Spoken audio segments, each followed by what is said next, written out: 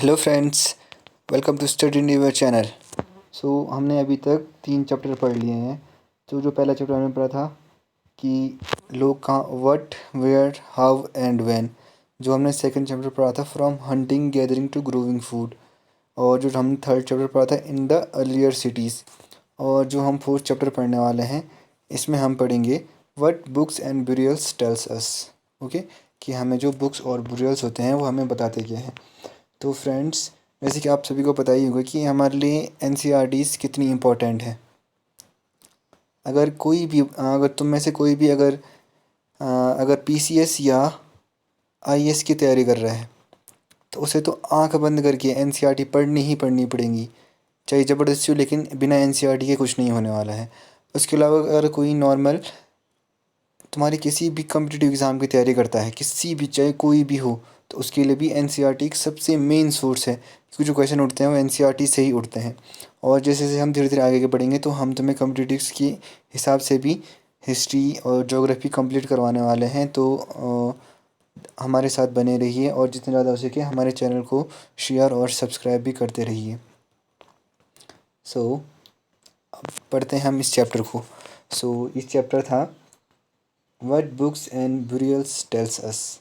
तो ठीक है, तो हम इस चैप्टर को अगर समरी में देखा जाए तो हम इसमें ये पढ़ने वाले हैं जो हम आज के टाइम पे बुक्स पढ़ते हैं, जो हमारा वे है बुक्स को पढ़ने का, और जो ऋग्वेद के टाइम्स पे था वो डिफरेंट कैसा है, और कितना डिफरेंस पहले था और आज के टाइम पे है। और जो ये है, जो ऋग्वेद क्या है, एक सबसे ओल्डेस्ट बुक है पूरे वर्ल्ड की। तो उसमें ऐसी क्या चीज़ें थी जो आज के टाइम पे नहीं है, और उसको कैसे पढ़ा जाता था और आज के टाइम पे कैसे पढ़ा जाता है, तो ये हमें देखने को मिलेगा। और अब हम इसमें पढ़ेंगे क्या, कि जो हिस्टोरियन थे उन्होंने ऋग्वेद को कैसे पढ़ा। इट्स मीन्स जो उस टाइम पे जो लैंग्वेज थी वो उनकी बहुत डिफरेंस थी, तो उन्होंने हिस्टोरियंस ने उसको कैसे समझा। उसके बाद हम पढ़ेंगे कि जो ऑक्यूपेशन था इनम गाँव। अब बताइए फ्रेंड्स, जो हमने इनम गाँव पढ़ा था ये हमने सेकंड और थर्ड चैप्टर में भी पढ़ा है। तो इनम गाँव बताइए, इनम गाँव जो साइट है वो कहाँ पड़ती है और किस लिए फेमस है इनम गाँव। तो जो हमने, मुझे याद है कि मैंने सेकंड चैप्टर में और थर्ड चैप्टर में भी एक मैप बताया था। उस मैप में मैंने आपको पैलेलिथिक साइट बताई थी, नियोलिथिक साइट बताई थी, और उसी में मैंने इनम गाँव बताया था। तो इनम गाँव कहाँ पड़ता है मुझे कमेंट सेक्शन में बताएं। अभी इस चैप्टर में भी बताऊँगा इनम गाँव के बारे में, वहाँ पे ऑक्यूपेशन क्या क्या थे। तो जो लास्ट है कि जो कंपोजिशन हुआ था वेदास का वो कैसे हुआ, उसकी शुरुआत कहाँ से हुई, कब हुई। तो हमें पता है कि जो 3500 साल पहले की बात है, जो तब से क्या होने लग गया था, वेदास की कंपोजिशन शुरुआत होने लगी थी। तो जो सबसे पुरानी बुक है पूरे विश्व में किसे माना जाता है, ऋग्वेद को माना जाता है।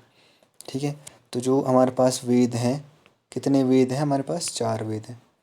कौन कौन से वेद हैं, ऋग्वेद, सामवेद, यजुर्वेद और अथर्ववेद।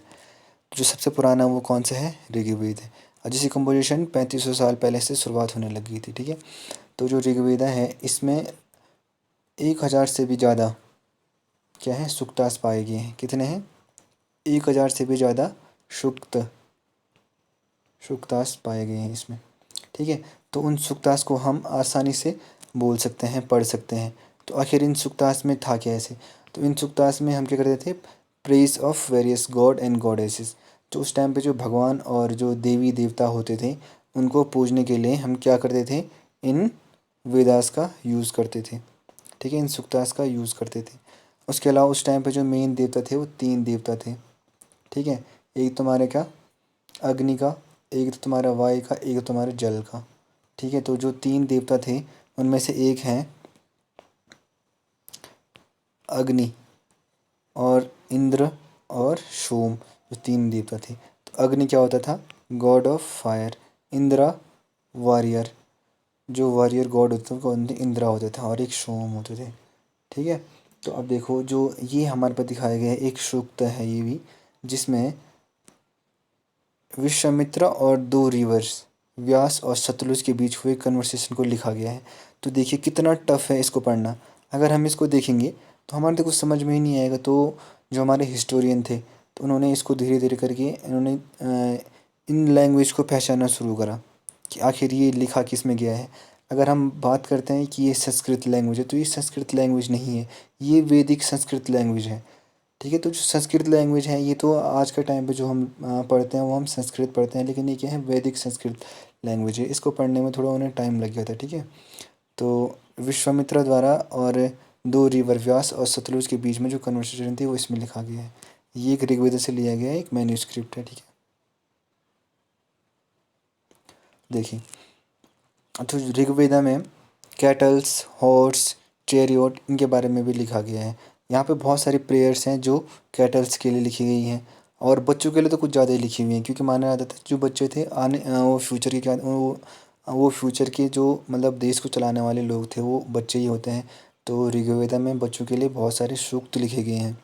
उसके अलावा घोड़ों के लिए भी बहुत सारे सूक्त लिखे गए हैं। घोड़ों के लिए सूक्त क्यों लिखे गए हैं? क्योंकि घोड़े होते हैं लड़ाई में, बैटल्स में यूज़ होते हैं घोड़े, तो उनको भी एक अपना अस्तित्व माना जाता है ऋग्वेद के टाइम पे। अब देखो, तो जो ऋग्वेद के टाइम पे जो लोग थे उनको अलग अलग तरीके से लोगों को डिस्क्राइब करा जाता है। ठीक है, अब कैसे डिस्क्राइब करा जाता है लोगों को? तो ये है, इन terms of work they do, वो क्या काम करते थे इसके आधार पे, कौन सी भाषा बोलते थे इसके आधार पे, कहाँ रहते थे, कहाँ से बिलोंग करते थे इस आधार पे, और उनकी फैमिली बैकग्राउंड क्या है, कल्चर प्रैक्टिस क्या है इस आधार पे। ठीक है, तो मेनली यहाँ पे क्या थे, दो ग्रुप थे। तो क्या क्या थे, एक तुम्हारे क्या राजास और दूसरे थे क्या ब्राह्मण्स।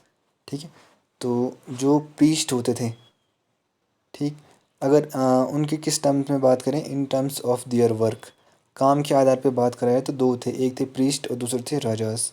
तो जो प्रीस्ट होते थे वो क्या होते थे, उनको ब्राह्मण्स भी बोलते थे। प्रीस्ट मतलब पुजारी होता है, और पुजारी कौन होता है, ब्राह्मण होता है।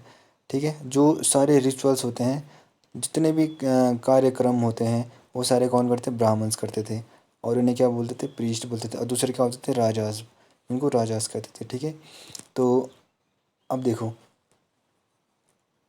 कम्युनिटी एज अ होल, अगर कम्युनिटी की बात करी जाए, कम्युनिटी एज अ होल के बेस पे जो लोगों को डिवाइड करा गया था वो दो वर्ड थे। एक था क्या, जना, और दूसरा था क्या, विश। ठीक है, जना मतलब लोग, जो जन शब्द है उसका शाब्दिक अर्थ है लोग, और विश, जो विश शब्द है जो आज के टाइम पे हम वैश्य यूज करते हैं, तो वैश्य शब्द की उत्पत्ति कहाँ से हुई है, विश शब्द से हुई है। तो अब देखो, जो अब धीरे धीरे करके यहाँ पे जितने भी सुक्तास थे उनमें क्या करा गया है, जिन लोगों ने ये सुक्तास बनाए हैं वो अपना आप क्या बोलते थे, आर्यास बोलते थे। ठीक है, वो अपने को आर्यास बोलते थे, और जो उनके अपोनेंट्स होते थे उन्हें क्या बोलते थे, दास बोलते थे, या दाइसूस बोलते थे। ठीक है, तो अब आगे चलते हैं, जो जो वर्ल्ड है, बाद में जो दास है, तो जो फेमिनाइन होते थे उनको दासी बोला जाता था। तो धीरे धीरे इनको क्या बोलने लग गया, जो स्लेव होते थे उनको दास और दासी बोला जाता था। तो दास और दासी वो लोग होते थे या वो औरतें होती थी जो वार के टाइम पे कैप्चर किए जाते थे। तो जो हार जाता था, जिसकी प्रजा होती थी, लोग उन्हें अपनी प्रॉपर्टी समझ के अपने साथ ला देते थे, और जो उनसे काम कराना था वो उनसे वो काम करवाते थे। ठीक है, जो वो चाहते थे उनसे वही काम करवाते थे। अब अब हम बताएंगे जो साइलेंट सेंटिनल्स होते थे, और जो स्टोरी है मेगालिथ की। ठीक है, तो जो स्टोन बोल्डर्स होते हैं उनको एक जगह पे एकत्रित करा जाता है और इन्हीं को मेगालिथ बोलते हैं। तो अब आप बोलोगे इसकी स्टोरी क्या है, तो मेगालिथ की स्टोरी क्या होती है, जब कोई भी ब्यूरियल साइट्स होती हैं या जब लोग मरते हैं तो उनको दफनाया जाता है। तो जब दफनाया जाता है उनको, तो उनके आसपास जहाँ पे उनको दफनाया जाता था तो उसके आसपास पत्थरों को इकट्ठा करा जाता था, और उसको एक अलग से निशानी बन जाती थी कि ये क्या है, ब्यूरियल्स हैं। कई लोग ऐसे गोल गोल पत्थरों को उसके आसपास लगा देते थे, और काफ़ी ऊंची दीवार लगा देते थे, ये एक ब्यूरियल्स का साइड था।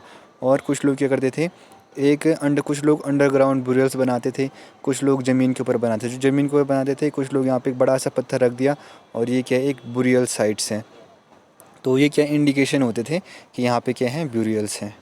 ठीक है, तो अब मैंने अभी आपसे क्वेश्चन पूछा था, इनम गाँव, तो जो इनम गाँव है उसमें क्या होने लग गया था, सब फसलें सारी होने लगी थी, जैसे wheat, barley, rice, pulses, millets, peas, और ये सब चीज़ें वहाँ पे देखने को मिली हैं, और वहाँ पे एनिमल्स भी लोग खाने लग गए थे।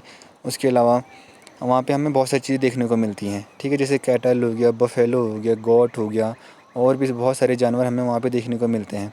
और वहाँ पे हमें एविडेंस मिलते हैं फ्रूट्स के, जैसे बर हो गया, आंवला, जामुन, और ये सब चीज़ें वहाँ पे लोग इकट्ठा करते थे, और इनके हमें वहाँ पे एविडेंस भी मिले हुए हैं, ठीक है। तो ये देखिए इनम गाँव जो मैं बता रहा था आपको, एक है, एक अर्ली विलेज है और जो यहाँ पे पड़ता है, ठीक है। ये हमने पहले पढ़ा था, पैलियोलिथिक साइट पढ़ी थी हमने।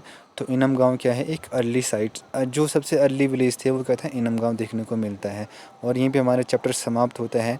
और जो हम नेक्स्ट चैप्टर पढ़ने वाले हैं वो पढ़ेंगे हम राजा और महाराजाओं के बारे में, कि राजा महाराजा और उनकी प्रजा कैसे रहती थी, ठीक है। तो यहीं पे हमारा चैप्टर समाप्त होता है।